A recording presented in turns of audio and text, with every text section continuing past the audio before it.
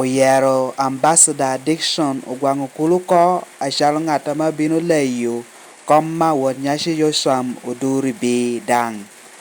Ajoli News Today,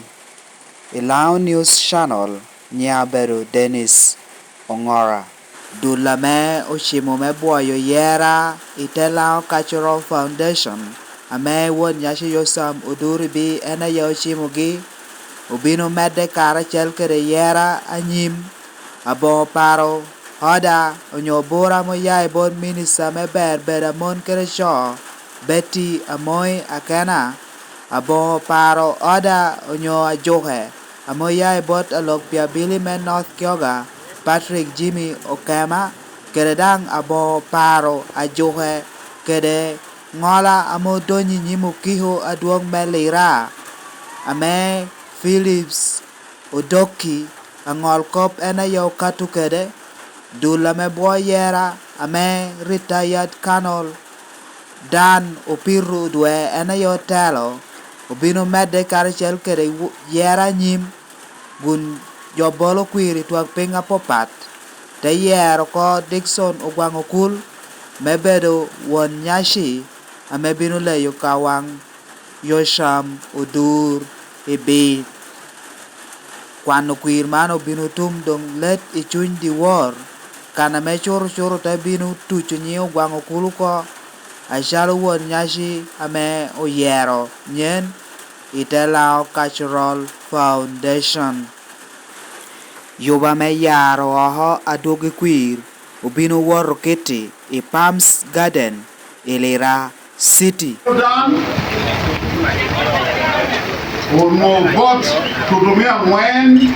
mia boro ipira depu ya ngwen percent angwen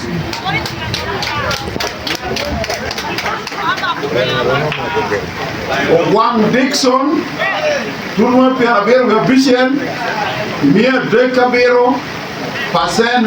pira bishen Okay, Bernard Benjamin Ongoku turmia para deo mia bicha para de pasen apa Professor Nam Richard Ongoku turmia per de chen mia gongwen ipera deo no pasen per beach in Bolek bot Timia Beach and Lira Biro Gario percent again.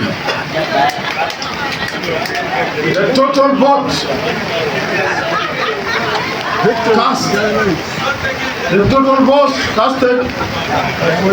to Mia Chen in Mia Rio Pierre Bishel Mia Rio Pierre Bishel I mean Neo percent Berumia Chen Ako bilang dusu Macera po laong Ene yikan Ene ogo Ida aspra Menyutu Woro kere mara Mena nonegin Ogoro kere queer Ichunga Chen Abon Luen Abon Da Abon Yet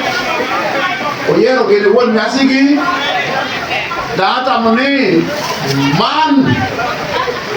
Binu Loko Lao Charitim Wokeranyim The man Binu Luto Mohamed Binu Timere 2026 The man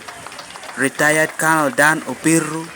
Obinu Tushu Oho Nying Ambassador Dickson Ogwang Okul Achalo Wonnyaci Amoyero Nyen by the paramount chief in Lamon Cultural Foundation I declared Dickson Ogwang the winner.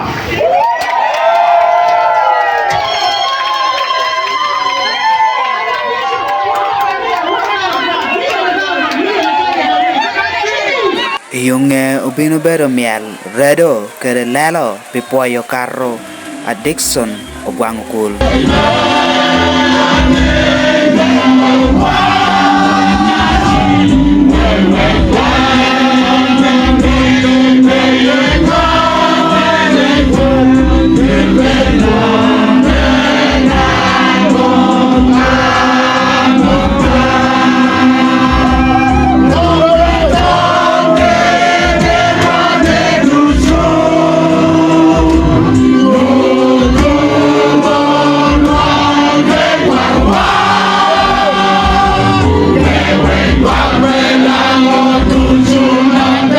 Thank you for watching Lango News channel. Please subscribe for more updates.